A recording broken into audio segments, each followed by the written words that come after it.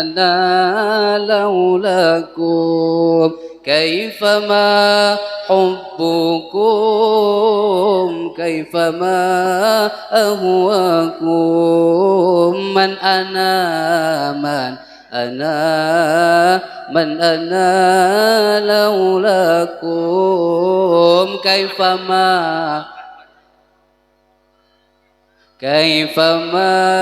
أهواكم. Insyaallah tahun depan hadiahnya lebih banyak ya Bu ya, amin amin ya robbal.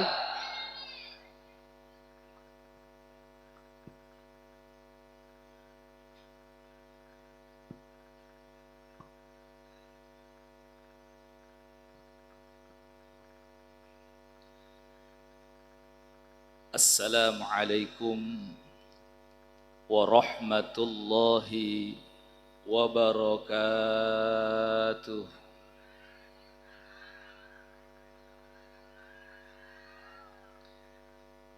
Alhamdulillah. Alhamdulillahilladzi ba'atha afdala khalqihi rahmatan lil alamin. Allahumma salli wa sallim wa barik ala sayyidina wa habibina wa syafi'ina wa maulana Muhammadin. Kok nggak ada suaranya? Pada belum ngopi apa? Ngopi. Ala sayyidina wa habibina wa syafi'ina wa maulana Muhammadin sayyidil anbiya'i wal mursalin wa khatamin nabiyyin wa ala alihi wa ashabihi wa ala tabi'ina lahum bi ihsanin ila yaumiddin. Subhanaka la ilma lana illa ma 'allamtana innaka antal alimul hakim. Rabbi shrah li sadri wa yassir li amri wahlul 'uqdatam min lisani yafqahu qawli. Wasaddid lisani wahdi qalbi bihaqqi Muhammadin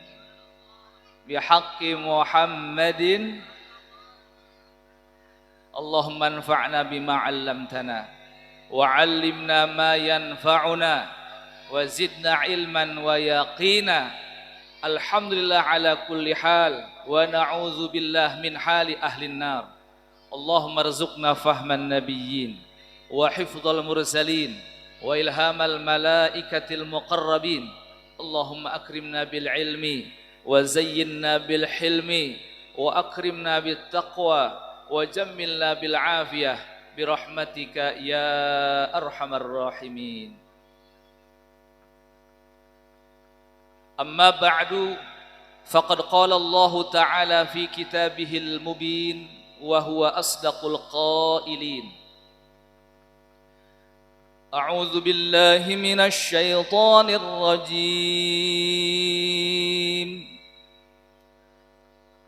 Kurang kompak. Bu, biasanya ibu-ibu suka pada kompak kalau di sono mah. Di sono. Kali kaget lihat yang ganteng kali ya. Ternyata foto sama aslinya beda. Gantengan fotonya. Bismillahirrahmanirrahim. Disuruh baru mau. Laqad mannallahu 'alal mu'minina idh ba'atha fihim rasulan minhum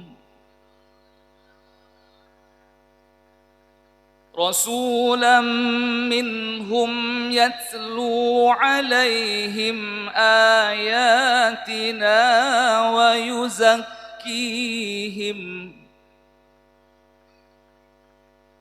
ويزكيهم ويعلمهم الكتاب والحكمة وإن كانوا من قبل لفي ضلال مبين. Sadaqallahul azim. Lumayanlah beda dikit sama qori. Wa qala an-nabiy sallallahu alaihi wa alihi wa sahbihi wa sallam, al-mar'u ma'a man ahab, atau kama qala alaihi salatu wassalam, sadaqallahul azim wa sadaqa rasuluhun nabiyyul karim wa nahnu ala dzalika minasy syahidin wasyakirin walhamdulillahi rabbil alamin. Yang sama-sama kita hormati, kita muliakan, dan juga senantiasa kita harapkan doa dan keberkahannya segenap para alim ulama, para kiai, para tuan-tuan guru, yang mohon maaf tidak saya sebutkan satu persatu, tapi insya Allah tidak mengurangi ta'zim saya kepada semuanya. Wabil khusus Ketua DKM Masjid Jami Al-Hidayah Bapak Haji Ahmad Sutihat beserta jajaran. Kita sama doakan mudah-mudahan kiai-kiai kita, wabil khusus guru-guru kita, semoga semuanya senantiasa Allah berikan kesehatan lahir batinnya, Allah berikan usia yang barokah, dilapangkan rezekinya, dikabul semua hajat dan cita-citanya, dan dikuatkan keistiqomahan dalam dakwah serta perjuangannya. Amin ya rabbal. Segenap para aparatur pemerintah baik sipil maupun TNI dan Polri, alhamdulillah hadir di tengah-tengah kita Bapak Lurah Kelurahan Koroncong ya, lupa namanya tadi, Pak Panji ya, Bapak Panji beserta jajarannya, para RW dan juga RT, juga Bapak Babinsa dan Babin Kamtibmas. Ini susah nih, panjangan singkatannya soalnya. Kita doakan mudah-mudahan beliau-beliau senantiasa diberikan oleh Allah taufik dan hidayah, sehingga mampu menjadi pemimpin-pemimpin di tengah-tengah kita yang membawa keberkahan, kesejahteraan kepada masyarakatnya. Amin. Amin. Kepengen enggak punya pemimpinnya baik orangnya? Pengen apa enggak? Ibu bapak suka doain enggak? Ngedoain kiai suka apa enggak? Kadang-kadang. Ngedoain aparat pemerintah kita suka apa enggak? Kadang-kadang juga. Padahal para ibu bapak, ini para kiai sama para umaro, kalau enggak dibantu doa sama kita, mereka ini begitu berat melaksanakan tugas dan tanggung jawabnya. Betul apa tidak? Jadi kiai itu tidak enak, berat tugasnya. Sama halnya dengan jadi umaro, berat tugas dan tanggung jawabnya. Sehingga butuh doa dari kita semua agar mereka punya kekuatan dalam melaksanakan tugas dan tanggung jawabnya. Jadi ibu bapak rahimakumullah, lain kali kalau berdoa sisipin doa buat kiai-kiai kita dan juga aparat pemerintah kita. Setuju apa tidak? Setuju apa tidak? Masalahnya kalau aparat sama kiainya bagus, baik, insya Allah kita masyarakatnya bakal ke bawah baik. Tapi sebaliknya, kalau ulama, kiai sama umaroknya pada bejat, ada kiai yang bejat ya? Umaro sama kiainya pada malehoy, artinya khianat dengan amanah dan tanggung jawabnya, ini yakin pengaruhnya akan ada dirasakan oleh masyarakat. Makanya jangan lupa selipin doa buat kiai-kiai kita dan juga aparat pemerintah kita. Siap apa tidak? Bener nih ya. Jangan siapnya doang, nanti balik lupa lagi nggak ngedoain. Amin ya Rabbal. Segenap panitia pelaksana Maulid Nabi besar Muhammad sallallahu alaihi wasallam Masjid Jami Al Hidayah Komplek Koroncong Permai, yang tentunya bersama-sama dengan warga masyarakat bahu-membahu berkorban, baik itu menyumbangkan hartanya, pemikirannya maupun tenaganya untuk mewujudkan acara yang luar biasa ini, yang berkah ini. Mudah-mudahan kita doakan pengorbanan mereka yang telah mereka sumbangkan untuk acara ini dibalas oleh Allah dengan balasan yang berlipat ganda. Mudah-mudahan apa yang sudah mereka korbankan menjadi sebab kelak mendapatkan syafaat daripada Nabi kita, Nabi besar Muhammad sallallahu alaihi wasallam. Amin. Juga yang saya banggakan, kedua MC yang sangat luar biasa. Ini kalau MC-nya nggak begini, kayaknya kita pada nundutan semua nih. Untung kita punya MC gayanya luar biasa, bisa bikin suasana menjadi cair begitu. Tepuk tangan buat MC ini. Ipin Upin ya ini namanya. Saya kaget juga tadi, ternyata kirain cuma di Malaysia doang Ipin Upin. Di sini juga ada Ipin Upin ya. Luar biasa. Mudah-mudahan diberkahi oleh Allah Subhanahu wa taala. Bapak-bapak, ibu-ibu, para pemuda, para pemudi, hadirin wal hadrat, kaum muslimin wal muslimat rahimakumullah. Mengawali pengajian kita pada malam hari ini, mari kita sama-sama memanjatkan puja dan puji syukur kehadirat Allah Subhanahu wa taala dengan sama-sama kita mengucapkan alhamdulillah. Kenapa kita mesti memanjatkan puji syukur Bapak Ibu rahimakumullah? Karena kata Nabi, hamdulillah amanul lin ni'mati min zawaliha.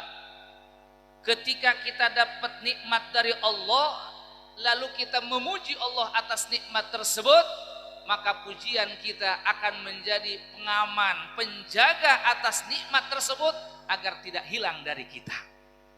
Jadi kalau kita dapat nikmat dari Allah, jangan lupa minimal ucapkan alhamdulillah.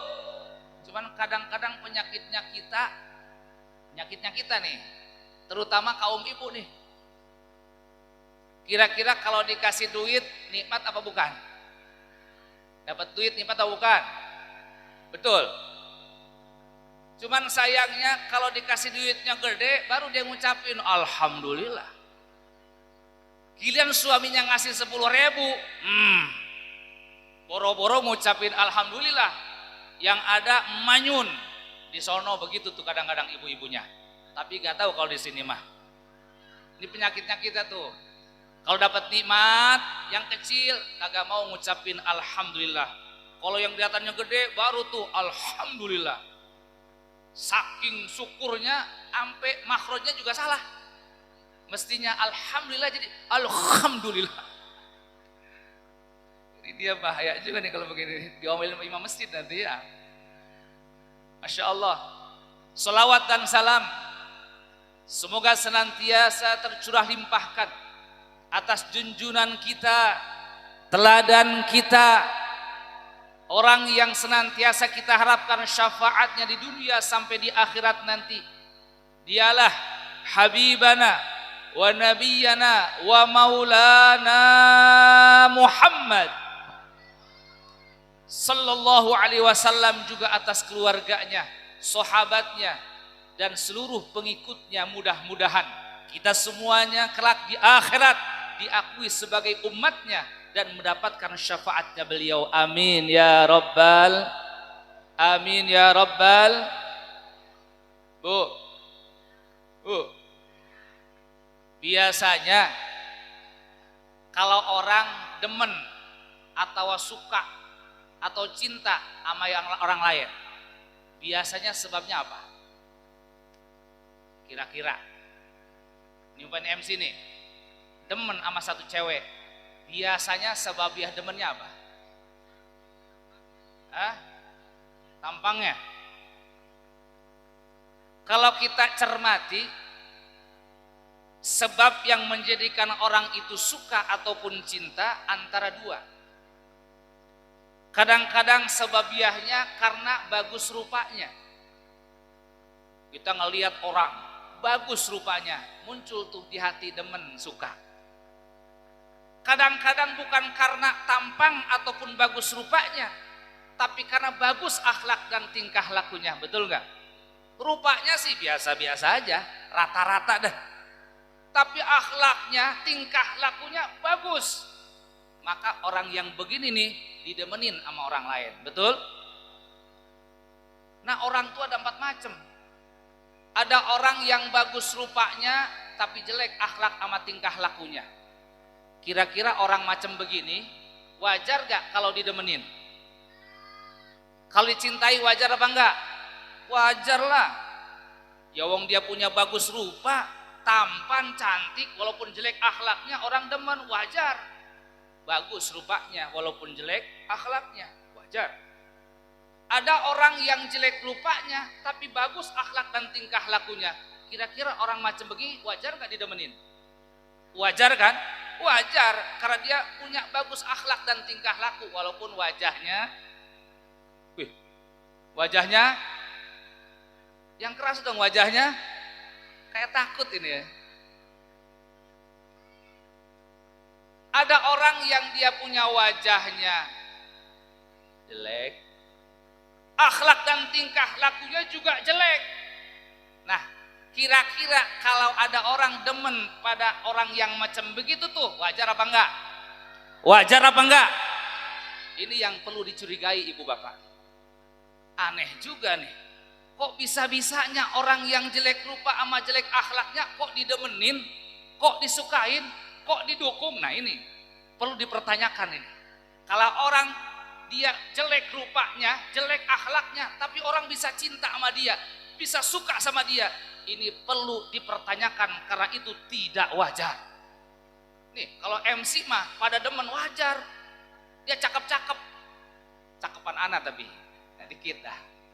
Apalagi kalau bagus-bagus akhlaknya pada demen, wajar. Jadi kalau ada orang tampangnya biasa-biasa aja, tambah akhlaknya juga jelek, perangainya buruk, tapi kok pada cinta, itu patut dicurigai ada sesuatu yang salah itu. Kayak dipelet itu. Nah kalau ada orang rupanya bagus, akhlaknya, perangainya juga bagus, kira-kira orang yang seperti itu pantas gak dicintai?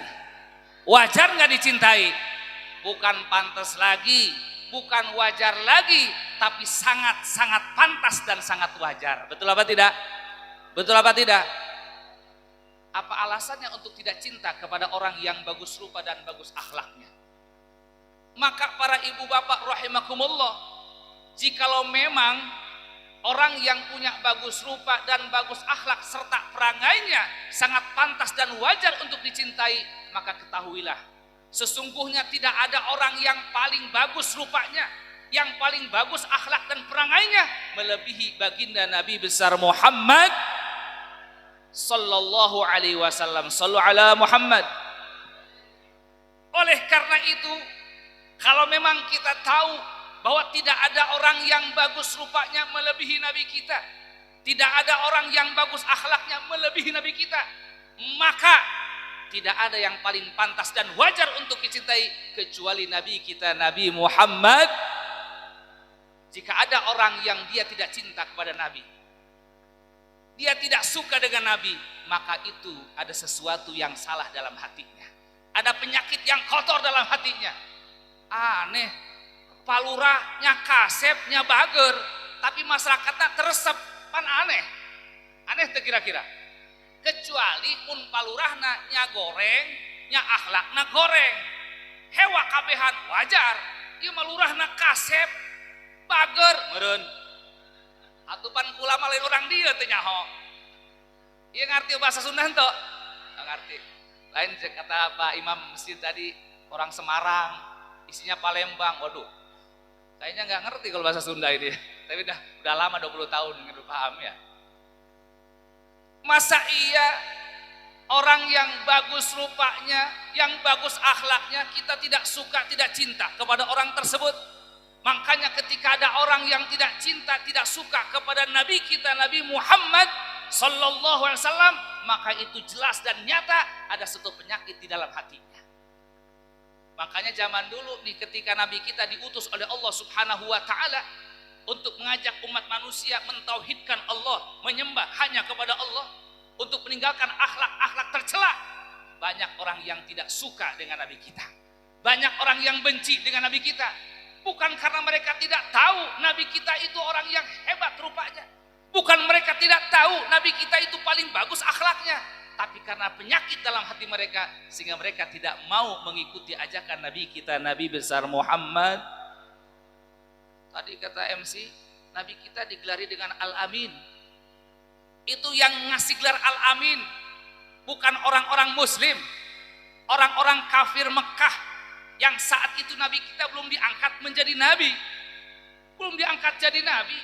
Masyarakat sudah menggelari beliau dengan Al-Amin sebagai orang yang amanah, karena mereka tahu dari sejak kecil sampai usia tersebut Nabi tidak pernah berdusta, Nabi tidak pernah berkhianat, sehingga mereka orang-orang kafir menggelari Nabi kita dengan Al-Amin, orang yang amanah. Artinya orang-orang Arab Mekah saat itu begitu mencintai kepada Nabi kita. Disebutkan kata dalam sejarah kitab Mul Yakin fi sirati sayyidil mursalin, disebutkan bahwa orang-orang Mekah saat itu sebelum Nabi kita diangkat Nabi dan Rasul, mereka begitu cinta kepada kita, mereka memuja-muji Nabi kita, mereka mencintai Nabi kita. Tapi ketika Nabi kita diangkat oleh Allah menjadi Rasul, menyampaikan kebenaran kepada umat manusia, kepada orang-orang kafir Arab saat itu, mulai dari situ orang-orang kafir yang awalnya mencintai menjadi membenci kepada Nabi kita, yang awalnya memuja-muji menjadi mencaci maki Nabi kita. Ini satu pelajaran buat kita semua. Kalau kita memposisikan diri mengikuti perjalanan Nabi, menyampaikan kebenaran, membela kebenaran, jangan takut dengan cacian, jangan takut dengan orang membenci kita. Kenapa? Itu resiko dari perjuangannya orang yang membela kebenaran. Betul apa tidak? Takbir.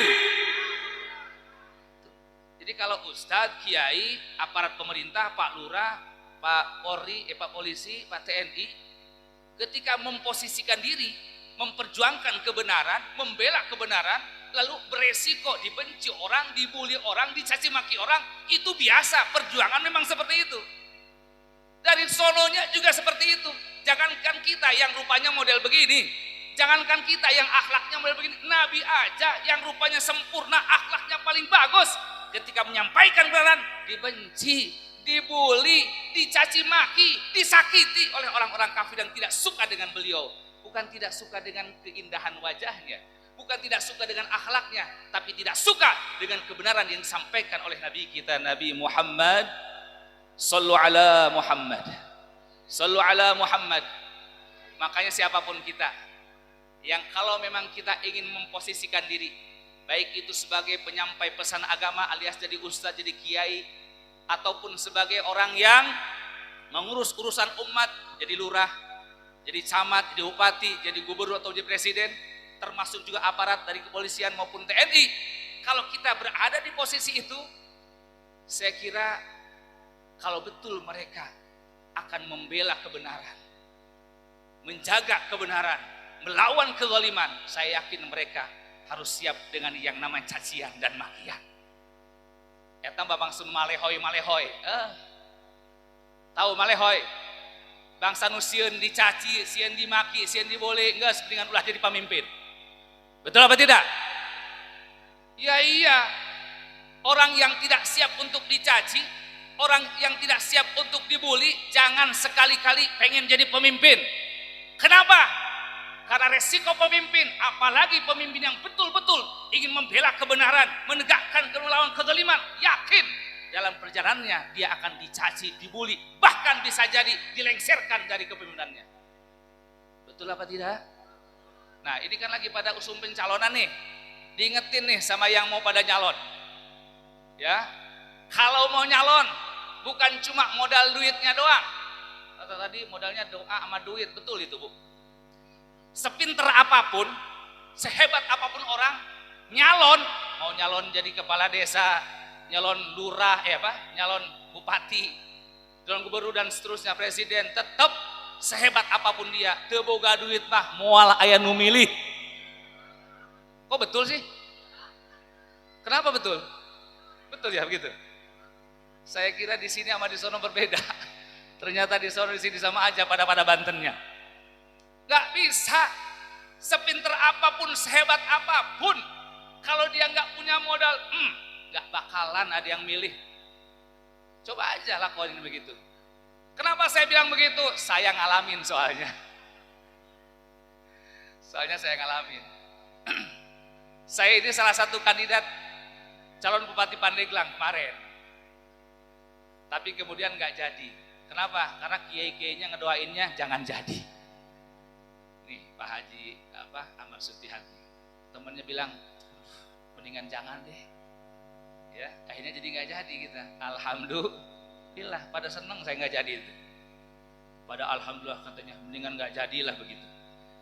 Nah, kalau bicara seneng nggak seneng, mungkin ada yang seneng, mungkin juga tidak. Tapi yang jadi pengalaman buat saya ternyata dalam urusan kayak begini ya Pak Lurah ya, urusan finansial itu boleh dibilang nomor satu. Nomor satu. Urusan dia punya wawasan luas, punya pengalaman banyak. Kalau kagak didukung dengan finansial yang cukup, sulit untuk bisa maju dalam kontestasi apapun. Baik itu tingkat kabupaten, tah di lurah, tah di provinsi, kagak bisa. Kita mah keur ngomong pengalaman seperti gitu, mantap. Ulawani ngomong gitu karena pengalaman seperti itu. Lumayan lah pelajaran buat saya dan buat kita semua, bahwa ternyata memang Indonesia ini masih seperti itu modelnya. Jadi artinya kata saya nih, punya kesimpulan, kalau masyarakat kepengen punya pemimpin yang betul-betul amanah, sesuai yang diharapkan oleh agama, saya kira akan tetap sulit kalau masyarakatnya masih memilih atas dasar pemberian, bukan atas dasar kelayakan. Di sono nih ya, di daerah kami di sana yang dipilih itu berdasarkan pemberian, bukan karena kelayakan. Dan mereka nggak peduli mau itu orang layak atau tidak, kalau nggak ada duitnya kagak dipilih. Di sini gitu nggak? Di situ nggak? Di sini begitu apa enggak? Enggak beda. Begitu Pak TNI ya, Masya Allah. Tapi kita jangan kecil hati. Jadi saya nyimpulin nih, kita kalau kepengen punya pemimpin yang katanya amanah, yang katanya betul-betul bakal membawa keberkahan, kesejahteraan, saya kira akan sangat jauh terwujud harapan itu kalau masyarakat masih punya mindsetnya, masih mereka punya pikiran bahwa memilih itu kepada orang yang ngasih duit. Kalau masih seperti itu karakter masyarakatnya, sampai kapanpun orang-orang baik yang kita harapkan tidak akan bisa nyalon atau jadi pemimpin kita. Yang jadi siapa? Ya begitu-begitu aja. Yang jadi siapa? Yang begitu-begitu aja. Tapi insya Allah lurah ini mah bukan dipilih kan ya. Ini mah diangkat lurah mah. Jadi gimana yang angkatnya? Kalau yang angkatnya benar ya benar lurahnya berarti. Gimana yang angkat begitu ya? Maka para ibu bapak rahimakumullah, diingatkan kita oleh Allah Subhanahu wa taala. Faqala ta'ala, sampai jam berapa ini? Masih lanjut ini ngaji? Masih kuat? Kuat sampai pagi? Kuat sampai pagi? Betul? Enggak lah. Udah kelihatan ibu udah pengen bubar ini. Kalau di sana itu Bu, yang namanya muludan itu salah satu syaratnya adalah pulang bawa berkat. Kalau di sono itu nggak ada berkatnya nggak jadi muludannya, tesak muludana. Di itu tapi masing-masing wilayah itu punya beda-beda kebiasaan. Tahu kalau di sini mana? Udah saya kosongin si bagasi mah udah. Ya buat inilah cadangan takutnya gitu ya. Takutnya kayak di sono no. Wah ditekin londang segala macam. Makanya udah saya siapin bagasi udah kosongin. Takut nanti di sono naikin apa gitu. nanti nggak bisa naik lagi kalau nggak dikosongin. Jadi MC panitia sudah dikosongin bagasinya. Bohong itu mah jangan dianggap canda ya. Atau serius itu ya. Ibu bapak rahimakumullah, Allah mengingatkan kepada kita. Faqala ta'ala falyahdharil ladzina yukhalifuna an amrihi an tusibahum fitnatun aw yusibahum adzabun alim. Allahu a'lam biradih. Kata Allah, ingatkan kita semua nih. Falyahdharil ladzina yukhalifuna an amrihi an tusibahum fitnatun aw yusibahum adzabun alim. Falyahdhar, hendaklah berhati-hati, hendaklah takut. Siapa? Alladzina yukhalifuna an amrihi, orang-orang yang mereka menyalahi perintahnya Allah, menyalahi aturannya Rasul, menjauhi ajarannya Rasul. Antusibahum fitnatun, hati-hati. Kalau sudah masyarakat seperti itu meninggalkan ajaran Allah dan Rasulnya, maka Allah akan timpakan kepada masyarakat fitnatun, fitnah. Ini fitnah bukan fitnah kayak ibu-ibu ya. Kalau kata ibu-ibu, fitnah itu adalah bila mana umpamanya ada orang bilang begini-begini, ternyata enggak seperti itu fitnah namanya. Tapi yang dimaksud fitnah di sini, kata beberapa ahli tafsir menafsirkan fitnah pertama bimakna tasdiqu sultanin jahir, naiknya pemimpin yang zalim. Kira-kira paham enggak? Jadi begini maksudnya para ibu rahimahullah, bila mana masyarakat mereka sudah menyalahi aturan Allah dan Rasulnya, sudah tidak peduli lagi dengan aturan Allah dan Rasulnya, para pemimpinnya mengabaikan perintah Allah dan Rasulnya, para ulamanya juga khianat dengan amanah ilmunya, orang-orang kayanya khianat dengan amanah hartanya, para pejabatnya khianat dengan amanah pemimpinannya. Kalau sudah masyarakatnya juga sama, pedagangnya tipu-tipu dalam dagangnya, petaninya juga geser-geser tanah orang. Kalau sudah masyarakat meninggalkan ajaran Allah dan Rasulnya, maka Allah akan menjadikan kepada mereka untuk mereka pemimpin yang zalim. Artinya apa? Artinya ketika naik pemimpin yang zalim, maka itu tidak lepas daripada kontribusi kita semuanya. Eta teh gara-gara ti urang keneh sebab nama. Betul itu. Ulah geus naik karah di demo. Mun arek mah ti ayeuna model nu kitu ulah ditaekeun. Betul apa tidak? Ieu mah geus nyaho bakal diomongkeun, ditaek-taekeun bae gara-gara mere duit ieu jeung sembako. Eta piomongeunna mah sebenarnya mah. Betul apa tidak? Biasa ieu mah keur usum tereh pilkada pan palurah. Jadi sama-sama mengingatkan. Karena saya dan kita semua, kita kepengen yang mimpin kita orang-orang baik, betul? Orang-orang yang amanah, betul? Maka saya mengajak kepada kita semua, agar yang naik ini orang-orang baik, yuk. Sama-sama yang suka jarang-jarang sholat 5 waktu, ayo rajinin sholat 5 waktunya. Yang jarang-jarang sedekah, rajinin sedekahnya. Yang jarang-jarang baca sholawat dan zikir, yuk rajinin baca sholawat dan zikirnya. Yang jarang-jarang baca Quran, ayo rajinin baca Qurannya. Para suami yang tidak tanggung jawab atas anak dan istrinya, oh mali sama-sama sekarang belajar untuk tanggung jawab sama anak istrinya. Para istri yang suka pada ngelunjak sama suaminya, yuk robah, udah jangan pada ngelunjak aja, ya. Bu, ada nggak di sini istri yang suka pelototin suaminya? Ada? Atau teu melotot nak kumaha? Nyepeureum kieu. Ada enggak istri yang suka kulak cangkeng di hareupeun salakin ayah? Anu sok tutunjuk ka salakin ayah henteu? Di ditu mah kadang-kadang tabikang tutunjuk sagala ka salakina.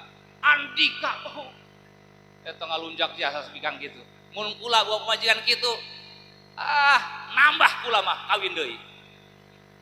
Moal ditalak moal diingu bae ku kula mah, mendingan kula kawin deui. Eta ge ngomong kieu pamajikan eueuh ya. Di mah mun aya mah kula teu wani ngomong kieu. Para ibu bapak rahimakumullah, jadi kalau kita masyarakat nih pada mengabaikan aturan Allah dan Rasulnya, nggak mau sholat 5 waktu, ada mau sholat nggak mau jamaah, gak mau baca Quran, suami lalai kepada anak istrinya, istri pada ngelunjak kepada suaminya, pedagang pada jualannya curang, ngurangin takaran dan timbangan. Kalau sudah pada begitu modelnya, maka akan dijadikan oleh Allah pemimpin atas kita, pemimpin yang zalim. Makanya kalau kita memang kepengen pemimpin yang layak nanti, orang yang baik, yuk sama-sama kita kembali ikuti ajaran Nabi kita, Nabi Muhammad sallallahu alaihi. Siap ikuti ajaran Nabi? Siap ikutin ajaran Nabi? Betul? Takbir. Sallu ala Muhammad. Allahumma salli wa sallim barik alaihi wa ala alihi. Biar agak mencair, nggak tegang deh. Tadi ngomong kita tegang terus ini. Udah ngomong politik aja mulai ditegang nih. Kita cairkan dengan sama-sama baca salawat. Yuk bareng-bareng. Sallallahu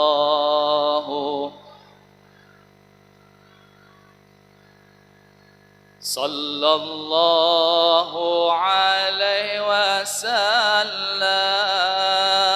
Sallallahu ala Muhammad sallallahu alaihi wasallam.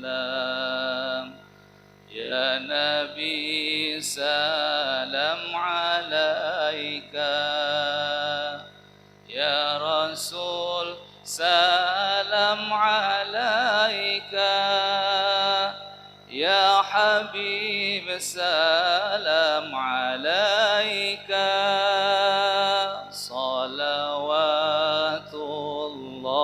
alaika, sallallahu.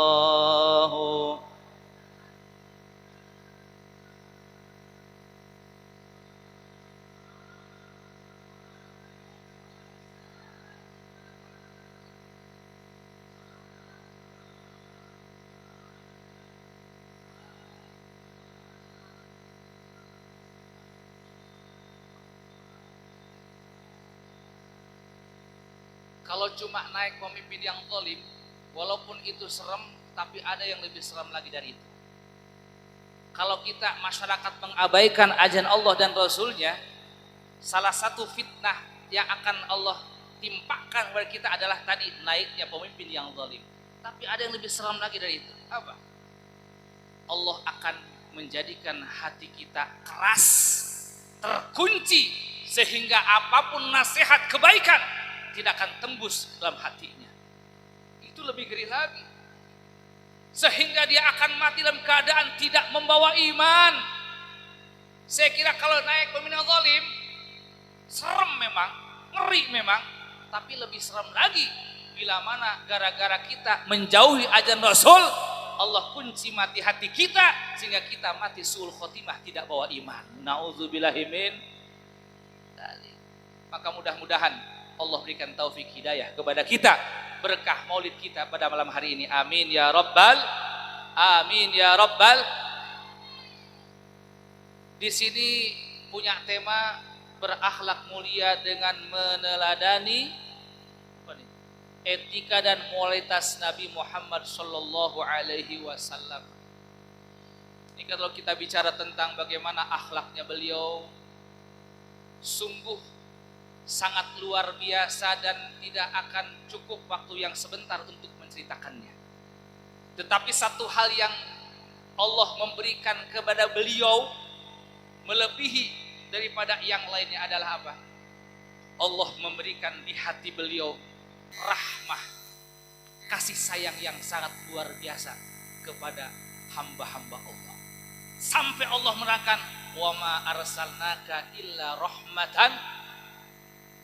Bahkan Allah katakan dalam Al-Quran, laqad ja'akum rasulun min anfusikum azizun alaihi ma anittum harisun alaikum bil mu'minina raufur rahim. Ar-rauf, ar-rahim itu sifatnya Allah. Tapi dalam ayat ini Allah mensifati Nabi kita dengan raufun rahimun, orang yang sangat kasih, orang yang sangat cinta kepada hamba-hamba Allah. Gak ada satupun Nabi yang Allah sifati dengan sifat Rauf dan Rahim.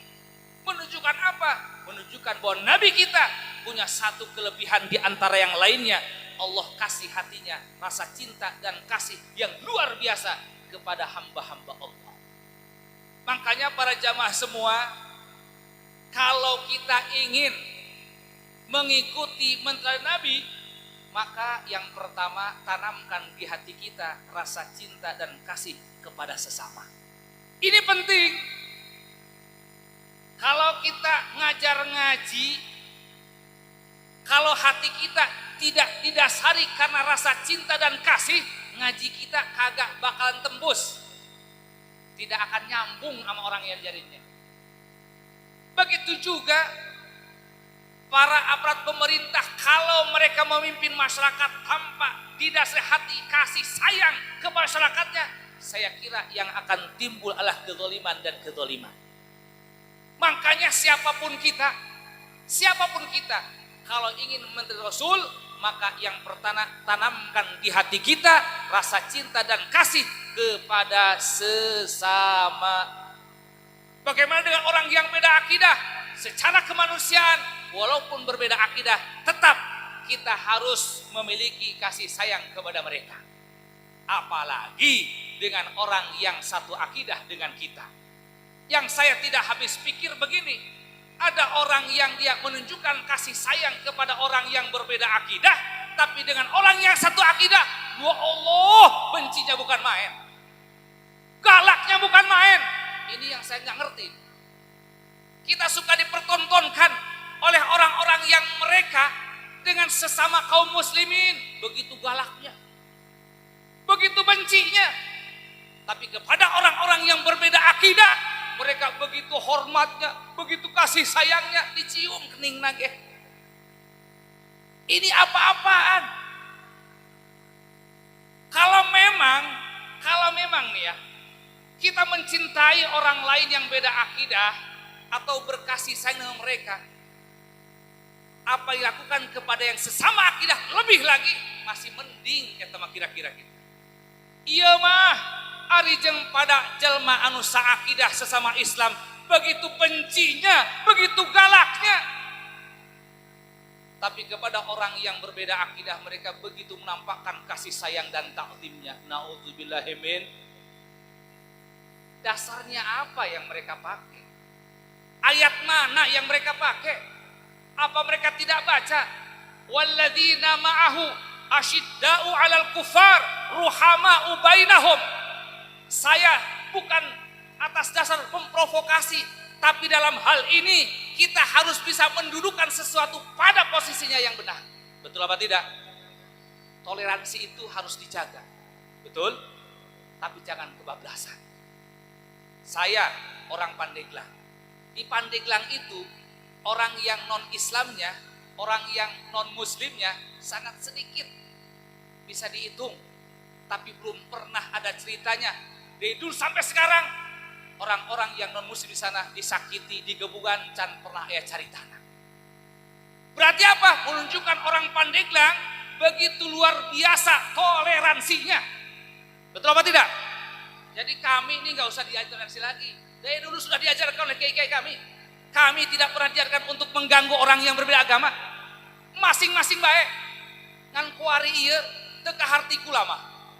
Rosa teuin ngajarkeun toleransina sampai kebablasan. Ngapain kita umat Islam ikut-ikutan ibadah mereka? Betul apa tidak? Dan ngapain juga mereka diajak-ajak ibadah kepada kita? Masing-masing saja kalau urusan ibadah, lakum dinukum, biarkan mereka melaksanakan ibadah sesuai keyakinannya. Dan ayo kita laksanakan ibadah kita tanpa harus ngajak-ngajak orang yang berbeda agama dengan kita. Setuju apa tidak? Masing-masing saja. Sampai hari saya belum ngerti itu. Ketika ada orang yang mencampur aduk dalam urusan ibadah.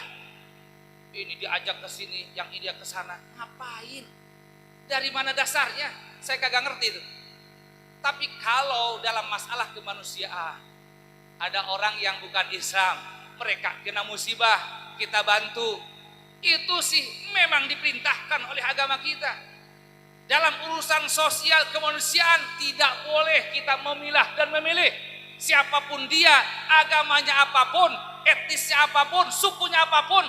Kalau urusan sosial, urusan kemanusiaan tidak boleh kita memilah dan memilih. Betul apa tidak? Tapi urusan ibadah mah masing-masing baik. Ini saya terus terang aja belum masih ngalamun gitu dah, can kaharti. Ketika ada orang yang dia begitu memuliakan orang yang berbeda akidah dengan dia, tetapi dengan sesama yang satu akidah sepertinya begitu tegang. Juga nu tegang kayak gitu sigana. Jeung papada asa akidah mah. Tapi dengan yang berbeda akidah begitu bau ta'lim. Bu, Pak. Nih, kata Nabi, man tawadhu'a li ghaniyyin li ghinahu dhahaba thulutsa dinih au kama qala. Siapa orang yang dia merendahkan dirinya, bertawadhu kepada orang kaya, karena kayanya hilang 2/3 agama. Bagaimana kalau orang merendahkan diri karena dia pimpinan ormas, karena dia pimpinan partai politik, karena dia orang yang berpengaruh? Bukan lagi 2/3, hilang seluruh agamanya. Makanya kita jangan coba-coba ngormatin orang, takdim kepada orang karena kekayaannya, karena jabatannya. Tapi takdimi orang, muliakan orang karena kesolehannya. Karena kesolehannya, karena ilmunya, karena akhlak mulianya, dianjurkan oleh Allah untuk kita memuliakannya. Betul apa tidak? Betul apa tidak? Jadi jangan sekali-kali memuliakan orang karena dia ketua partai, karena dia punya jabatan tinggi, karena dia apa lagi? Kaya. Padahal dia orang zalim. Biasa bae, biasa bae.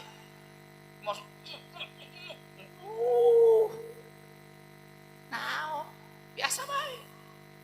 Ya. Biasa saja. Kalau mau cium tangan tuh, cium tangannya imam masjid, cium tangannya ustadz qari, cium tangannya orang-orang sepuh. Itu mah diperintahkan, jelas perintahnya. Min ijlalillah ijlalu dzisyaibatil muslim. Au kama qala. Di antara mengagungkan Allah adalah memuliakan orang-orang muslim yang sudah berubah. Jadi kita ngormatin orang yang sudah beruban, orang tua, itu sebagian daripada memuliakan Allah. Ada anjurannya. Kita cium tangan mereka, rasa ta'zim. Eta mah ganjaran. Ini mah karena ya Allah. Jangan hilang iman kita nantinya. Betul apa enggak? Ini pertama yang saya inginkan. Yang kedua, kita waktu nggak nih? Ada nih 15 menit lagi. 15 menit. Saya kalau ceramah 30 menit atau sedikit lain, jauh-jauh di Pandeglang ka dieu, abiakeun bensin. Ngomong 30 menit atau saya diktein punya.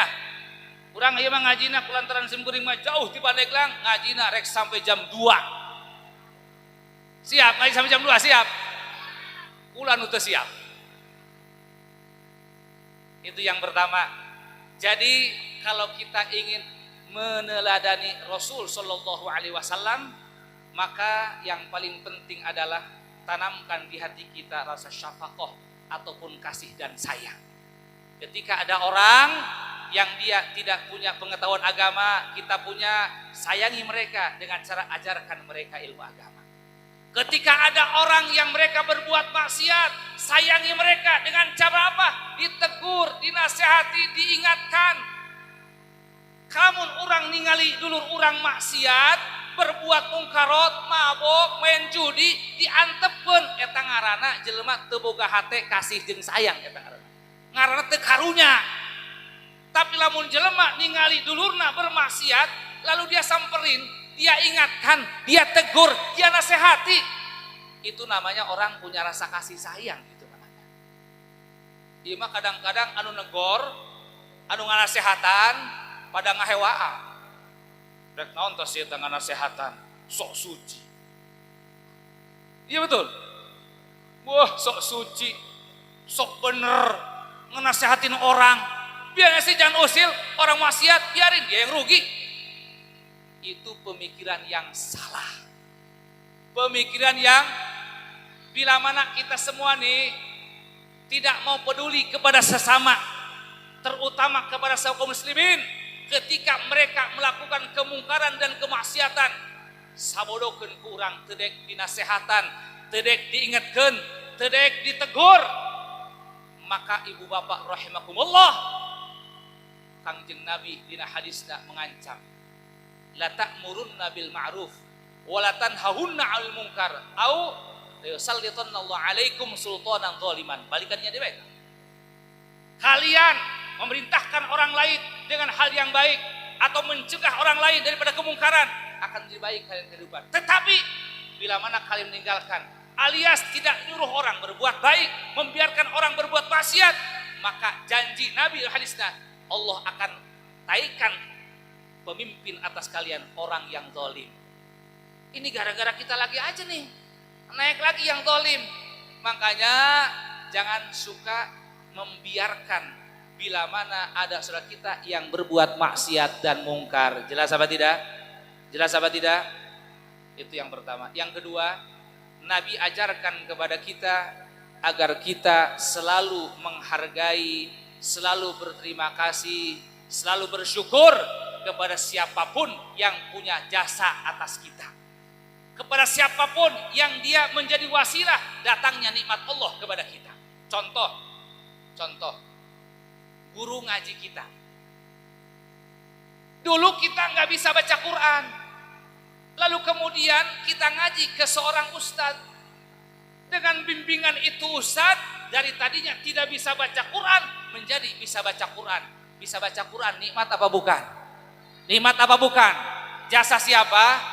Jasa Allah mendatangkan nikmat. Kita bisa baca Quran, wasilahnya guru kita. Maka kata Nabi, tidak dianggap bersyukur kepada Allah kalau itu murid tidak terima kasih kepada gurunya. Najan urang dekan ibadahna, dekan maca Qur'ana, tapi ka guru ngajina henteu hormat, tetap teu dianggap kita ibadahna. Jelas apa tidak? Termasuk orang tua. Orang tua itu punya jasa besar kepada kita. Kagak bakal kita jadi begini kalau bukan wasilah daripada orang tua kita. Urang moal aya ke alam dunia lamun lain sababiah indung bapak urang. Yo ngomong Sunda ya. Serem ngomong Sunda mah. Bahasa Indonesia mah kurang serem ya. Ngertos Bu ya? Ini Ibu Airin bukan ini? Gua saya perhatiin dari tadi kok mirip-mirip Bu Airin ini.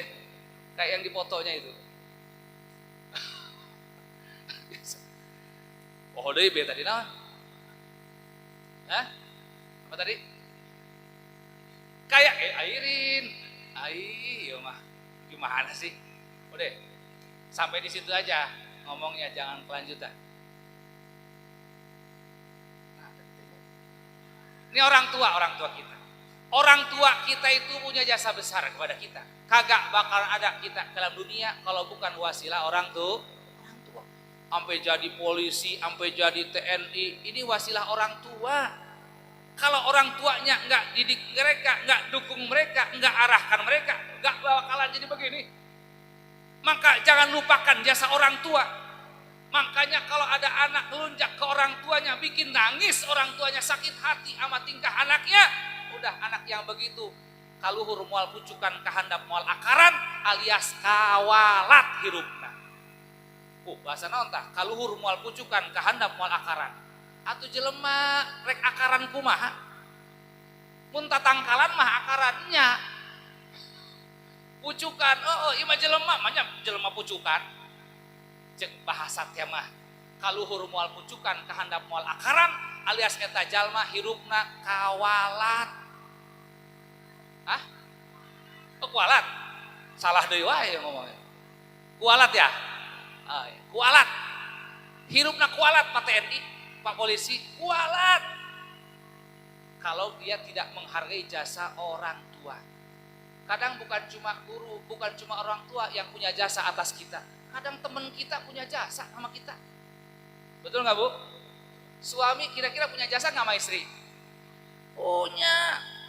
Kalau nggak ada suami kagak bakal punya anak yang kita banggakan, betul? Rek kumaha anak kan? Salah kian mah. Begitu juga dengan suami. Suami istrinya punya jasa sama suami. Betul apa nggak Bu? Ibu merasa nggak punya jasa sama suami? Merasa? Kalau saya merasa Bu. Terus terang saja, dulu sebelum saya nikah, saya nggak punya apa-apa, nggak punya rumah, nggak punya kendaraan. Tapi ternyata setelah nikah Allah ngasih rumah, ngasih kendaraan. Berarti berkah siapa tuh? berkah istri, woi bangga. Itu segitu bu, istrinya 1. Apalagi kalau 4 itu. Ini paling benci ibu kalau dengar begituan tuh. Ya bu ya. Makanya kata Nabi katanya, tazawwajun nisa fa innallaha ya'ti bihinnal mal. Fa innallaha ya'ti bihinnal mal atau kama qala. Nikahi perempuan-perempuan jangan sama laki. Laki nikah sama laki. Kayak babi aja. Nikahi itu perempuan-perempuan. Fa innallaha ya'ti bihinnal mal. Maka sesungguhnya Allah akan mendatangkan harta sababiah perempuan-perempuan itu. Makanya kalau anak-anak muda nih pengen ningkat ekonominya, nikah. Dia mau lupa mikir. Tuh kawin-kawin bobogohan. Nepi ka 5 tahun alabatan ngeridit motor. Kawin tuh bobogohan bae. Masakat. Terang masakat. Terang tuh masakat. Lalaki bobogohan we bobogohan. Tedek gerak kawin, tegera nikah, masakat teh hirup lagi. Tapi lamun lalaki atau awewe, lalaki yo. Ini udah nikah belum? Oh, alhamdulillah. Mana yang belum? Belum 2. Tapi kalau laki-laki anak lajang nih, laki-laki pemuda, dia nikah. Insya Allah, Allah akan tambah rizkinya. Iya, yakin aja, jangan pakai, gimana ya anak kalau nikah, nanti saya gimana jangan, bismillah aja, saya juga sama. Dulu waktu nikah, saya ini nggak punya apa-apa, nggak punya rumah, nggak punya kendaraan, nggak punya apa-apa. Cuman kita dibekali guru kita, ala kadarnya sedikit ilmu. Dengan ilmu itulah kemudian kita amalkan, kita yakini ternyata Allah memberikan jalannya. Itu pun setelah kita punya istri. Berarti istri punya jasa nggak? Punya jasa luar biasa. Makanya istri sayangin, jangan dimarahin. Makanya saya mau sayang sama istri. Sayang, makanya kadang lihat istri, kasihan nih istrinya, tiap hari kerja capek nih, kayaknya mesti dibantuin sama yang lain nih. Tuh, ke situ lagi aja deh jadinya, Bu. Ibu, bohong itu. Mumpung nggak ada istrinya soalnya. Kalau di rumah kita, di sini mau saya udah kayak maung nih, Bu, ngomong udah keras begini, balik ke rumah mak meong saya. Udah kalah lagi di gini nih. Aduh, mumpung begini nih, mumpung nggak ada. Bohong ketang bu, ini mah biasalah, selingan. Jadi para ibu semua, Nabi mengajarkan kepada kita jangan melupakan jasa orang-orang yang berjasa kepada kita. Walaupun kita bersyukur kepada Allah, tapi kalau kita tidak bersyukur kepada orang-orang yang punya jasa atas kita, tetap Allah tidak menerima syukur kita kepadanya. Kayak orang tua, suami, istri, kemudian guru, yang mereka orang-orang yang punya jasa. Dan ketahuilah, kalau bicara jasa, maka tidak ada orang yang paling jasanya besar atas kita melebihi jasanya Nabi kita, Nabi Muhammad sallallahu alaihi wasallam. Beliaulah manusia yang punya jasa besar atas kita. Kita dan alam semesta ini tidak akan Allah ciptakan kalau bukan wasilahnya beliau. Sehingga kata Allah dalam hadis kursinya, laulaka lama khalaqtul aflaq. Kalau bukan karena engkau Muhammad, aku tidak akan ciptakan alam semesta ini. Berarti Nabi adalah sababul wujud likulli maujud. Semua yang ada sababiah adalah Kangjeng Nabi. Ieu urang moal aya kalam dunia lamun lain sabab Kangjeng Nabi. Berarti Nabi jasanya besar bangga. Jasanya besar bangga. Ditambah lagi, ketika kita ada di dunia ini, Nabi mengajarkan kepada kita tentang siapa Tuhan kita yang harus kita sembah. Nabi ajarkan kepada kita bagaimana cara kita menyembah Tuhan kita. Nabi ajarkan kepada kita bagaimana akhlak yang mulia, bagaimana akhlak yang tercela. Dengan ajar itu kemudian kita bisa hidup dengan damai, tenang dan tentram. Alhamdulillah. Kita gak bakalan tenang begini kalau bukan karena ajaran Nabi. Jadi Nabi bukan punya jasa sebab adanya kita. Bahkan Nabi orang yang punya jasa sebabiah kita hidup tenang barokah seperti ini adalah jasanya Nabi kita, Nabi Muhammad sallallahu alaihi. Makanya jangan pernah lupakan jasa Nabi. Jangan pernah lupakan jasa beliau. Kalau ada ibu yang bilang, bapak yang bilang, Bu, Pak, Kira-kira ibu mau pada ke surga? Mau. Bapak mau ke surga? Mau. Terus ibu bapak udah punya apa mau ke surga? Oh Pak Ustadz, alhamdulillah saya mau sholat terus, alhamdulillah. Saya mau sedekah terus Pak Ustadz, alhamdulillah. Saya baca Quran terus Pak Ustadz, alhamdulillah. Oh alhamdulillah sudah punya bekal buat masuk surga. Tapi coba perhatikan Bu, yang kata ibu punya bekal sholat, perhatikan sholatnya. Sudahkah sholat kita benar? Yang kemudian kita banggakan sebagai bekal ke surga? Yang ada sholat kita itu kalau betul diperhatikan di segi ilmu sangat jauh dari benar sebenarnya. Apalagi tuh ada kadang-kadang ibu-ibu nih musim pilkada nih. Kadang-kadang ada ibu-ibu yang sholatnya pakai mukenanya dapat ngasih. Dapat ngasih Cak. Namanya dikasih, ukurannya kadang-kadang kegedean, kadang-kadang kekecilan. Namanya juga dapat ngasih. Dia pakai tuh mukena buat sholatnya. Longgar, pakai aja karena dapat calon. Bangga banget tuh pakai.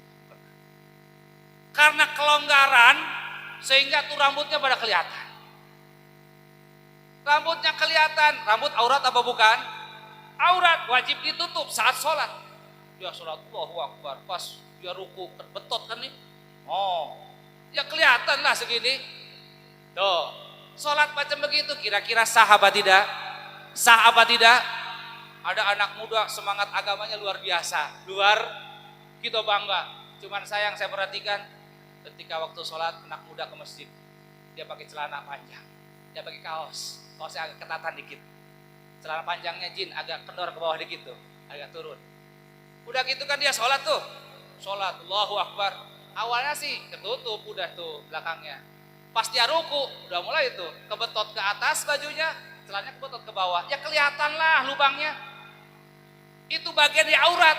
Coba, sholat lagi itu sah apa tidak? Tidak sah. Dan hal-hal lain, kalau kita perhatikan sholat kita begitu banyak kekurangannya. Lalu kita katakan, saya punya bekal sholat, saya akan bisa ke surga dengan bekal sholat kita. Yang kayak begitu, mana bisa sholat bisa ngantarkan kita ke surga kalau begitu sholatnya. Ustaz, saya rajin baca Quran. Pas diperhatikan sama imam masjid baca Qurannya, waduh. Bismillahirrahmanirrahim. Rajin baca Qurannya, Yasin sampai hitam tuh kertasnya. Tiap hari dibaca terus. Pas didengar sama Qori, bacaannya acak-acakan, makhrajnya pada salah. Walaupun rajin baca Quran, kalau model gitu bacaannya, maka tidak akan berpahala, bahkan jadi dosa buat dia. Dia banggain, saya rajin baca Quran, insya Allah saya ke surga. Mana bisa model begitu? Maka kalau kita perhatikan ibadah kita begitu banyak kekurangannya, sehingga sangat jauh kalau kita jadikan itu modal untuk ke surga. Tapi jangan khawatir Bapak Rahmatullah.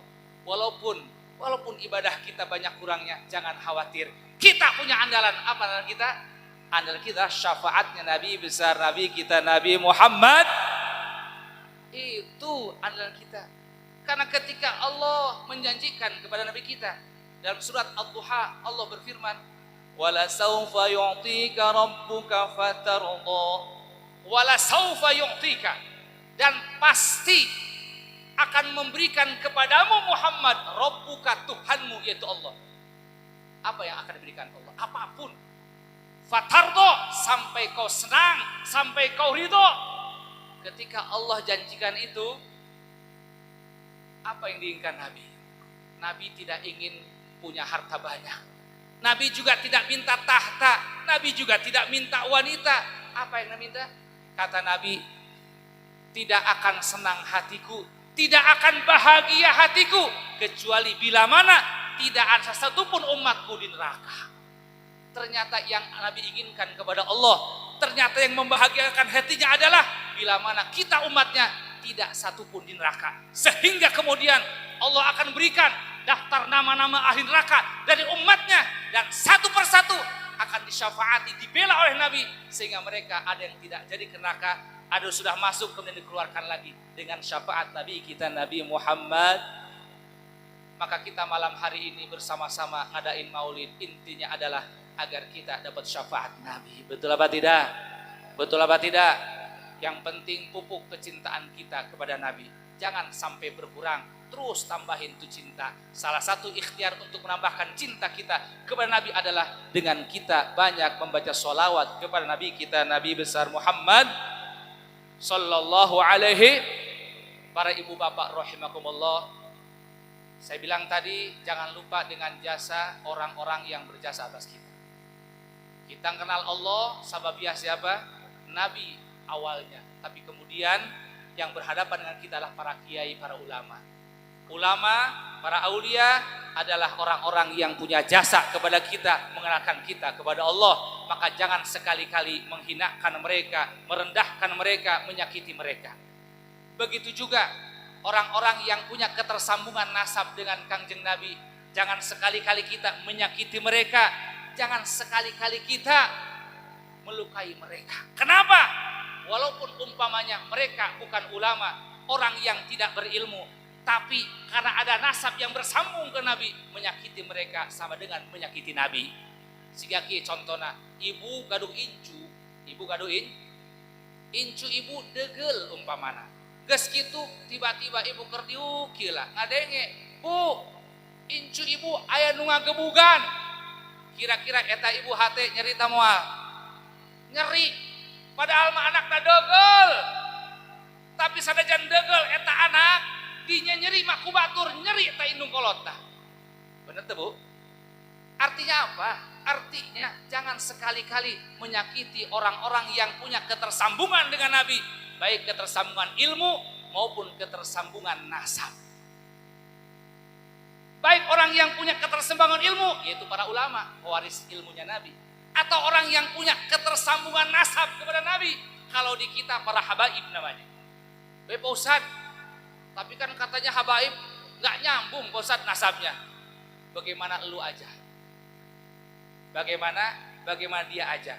Mungkin di sini ada yang berbeda pendapat tentang hal ini. Tapi saya ingin tegaskan para jamaah semua bahwa pengakuan akan nasabnya Ba'alawi atau habaib itu bukan pengakuan dari orang-orang bodoh. Saya punya kitab. Ini kitab namanya Ihya'ul Mauta yang disusun oleh Syekhuna Ahmad Qurtubi Jailani. Beliau menyebutkan 70 ulama, dari mulai ulama yang terdahulu sampai ulama yang terbaru, yang mereka mengakui keabsahan daripada nasab Ba'alawi atau nasabnya para habaib. Kemudian ada orang yang baru muncul yang mengatakan bahwa Ba'alawi atau habaib terputus nasabnya ke Rasulullah. Tinggal kemudian kembali ke bapak ibu semuanya. Ibu bapak mau ikut siapa? Begitu aja. Saya bukan ahli nasab yang bisa mengatakan yang benar ini. Kagak tahu kalau saya mah. Bukan ahli nasab. Saya mah akan lebih memilih mengikuti pendapatnya, pandangannya orang-orang yang sudah diakui keilmuan dan kewilayahannya. Siapa yang tidak kenal dengan Syekh Nawawi Tanahara? Beliau tidak pernah membatalkan nasab Ba'alawi atau habaib. Mana kitab apa? Mana kitabnya yang mengatakan Syekh Nawawi membatalkan? Tidak ada. Yang ada beliau justru menjelaskan, kata Al-Habib adalah dzurriyyahnya Nabi. Disebutkan dalam kitab Uqdul Jan. Syekh Yusuf An-Nabhani mufti Syafi'iyah, apalagi beliau begitu menguatkan, mengakui keabsahan nasab Ba'alawi. Dan banyak lagi ulama-ulama lain. Disingkai ibu-ibu bapak terpercaya, di dia disebutkan ulama-ulama sampai ke 70 ulama yang mereka mengakui keabsahannya Bani Alawi ataupun para habaib. Termasuk saya punya kakek namanya Syekh Sahib Kadupina yang terkenal dengan mursyid thariqah Qadir Sabandia di Banten. Beliau mengatakan dalam satu Madhul Auliyanya, kata beliau apa? Beliau katakan wal waliyul adlusul Husain dzurriyyatun nabiyyi qurratul ain. Ketika beliau memuji dan menyebutkan tentang kewaliannya Al-Habib Idrus, Al-Habib Husain luar Batang, Al-Idrus, kalau katakan dzurriyyatun nabiyyi, beliau adalah keturunan Nabi. Kalau sudah Al-Idrus diakui sebagai Nabi, berarti marga yang lain juga sama diakui sebagai dzurriyyah Nabi. Kenapa? Karena memang satu silsilahnya, nasabnya sama. Jadi saya sebagai orang yang kurang paham dengan nasab, saya mah enaknya ngikut aja. Jadi kalau memang di sini jamaah, Pak Ustadz, saya mah ingin ikut Syekh Nawawi, ingin ulama-ulama yang disebutkan tadi begitu banyak ulama mengakui keabsahan Ba'alawi. Mangga, khair, bagus. Enggak lah Pak Ustaz, saya mah pengen ikut yang baru-baru aja. Pengen ikut Ki Iman, pengen ikut Gus Pleret, silahkan. Mudah-mudahan nanti di akhirat berkumpul juga dengan beliau-beliau. Kalau saya nggak mau, kalau saya nggak mau. Kenapa? Saya lebih senang kumpul dengan Syekh Nawawi, dengan Syekh Sohib, dengan guru-guru kami, dengan orang-orang tua kami, dengan para aulia-aulia kami yang mereka mengakui keabsahan Bani Alawi.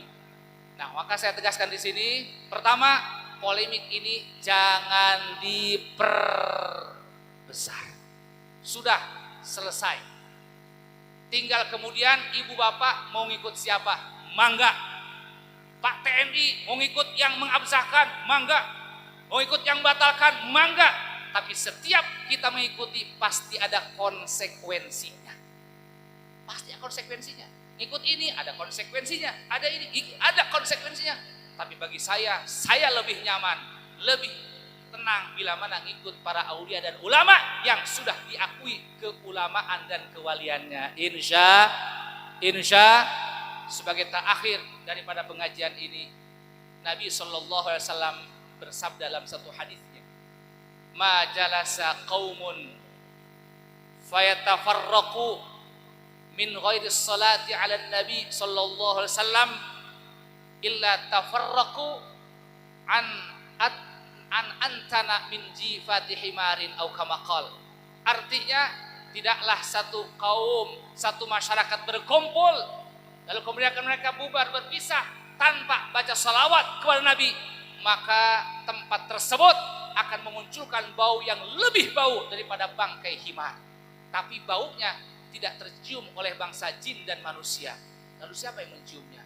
Yang menciumnya para malaikat dan makhluk-makhluk yang lainnya. Bahkan akan tembus sampai aras tercium baunya. Kalau kita habis kumpul tidak ditutup dengan sholawat kepada Nabi. Kata Imam Ibnu Jauzi, berbeda bila mana kita udah kumpul, kita tutup perpisahan, kita beresin tuh kumpulan dengan baca sholawat ke Nabi, maka tempat tersebut akan munculkan wangi yang sangat wangi sampai tembus ke aras, tercium oleh semua makhluk yang ada di langit kecuali manusia dan jin. Dan setiap makhluk yang mereka mencium wangi tersebut akan beristighfar untuk orang yang hadir dalam perkumpulan tersebut. Jelas apa tidak? Maka untuk menutup pengajian pada malam hari ini, yuk sama-sama kita bersalawat. Siap salawatan? Siap salawatan? Niatnya saya sampai jam 11 pas, ini lebih 5 menit hampura. Bonusnya 5 menit. Sama-sama kita salawatan, kita baca salawat asyril.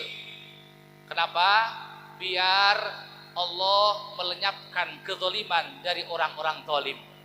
Karena negara kita kalau sudah para pemimpinnya semuanya pada zalim, yang jadi yang kena imbas adalah kita. Yuk kita berdoa kepada Allah, tawasul salawat asyril ini, mudah-mudahan orang zalim dihancurkan oleh Allah dengan orang zalim lagi, dan kita diselamatkan dari kezalimannya orang-orang zalim. Siap salawatan? Yuk bareng-bareng. Mana nih hadrah? Gak ada hadrah nih. Nah, ayo hadrahnya mana? Ibu-ibu hadrahnya. Yuk siap hadrahan Bu. Allahumma shalli ala sayyidina Muhammad wa ashghilil zalimin bil zalimin. Allahumma shalli sayyidina Muhammad wa ahlikil zalimin bil zalimin wa akhrijna min bainihim salimin wa ala alihi wa sahbihi ajma'in. Bareng sallallahu rabbuna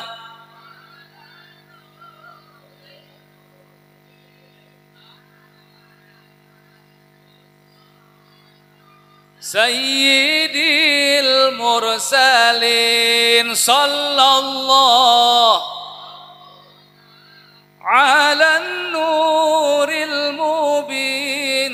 أحمد المصطفى سيدي وعلى آله وصحبه أجمعين وعلى آله وصحبه أجمعين. Allahumma, semua kita mendapatkan keberkahan dari Allah, berkah salawat yang kita baca. Mudah-mudahan Allah menancapkan di hati kita kecintaan kepada Nabi kita Muhammad sallallahu alaihi wasallam, cinta kepada sahabatnya, cinta kepada keluarganya, cinta kepada keturunannya, cinta kepada pewarisnya yaitu para ulama, dan mudah-mudahan kelak kita dikumpulkan bersama baginda Nabi besar Muhammad sallallahu alaihi wasallam di surganya Allah Subhanahu wa taala. Amin ya rabbal alamin. Demikian yang bisa Al-Fakir sampaikan. Terima kasih atas perhatiannya. Mohon maaf atas kekhilafan dan kesalahannya. Subhanakallahumma wa bihamdika asyhadu an la ilaha illa anta astaghfiruka wa atubu ilaik. Wal afu minkum. Wassalamu alaikum warahmatullahi wabarakatuh. Waalaikumsalam warahmatullahi wabarakatuh.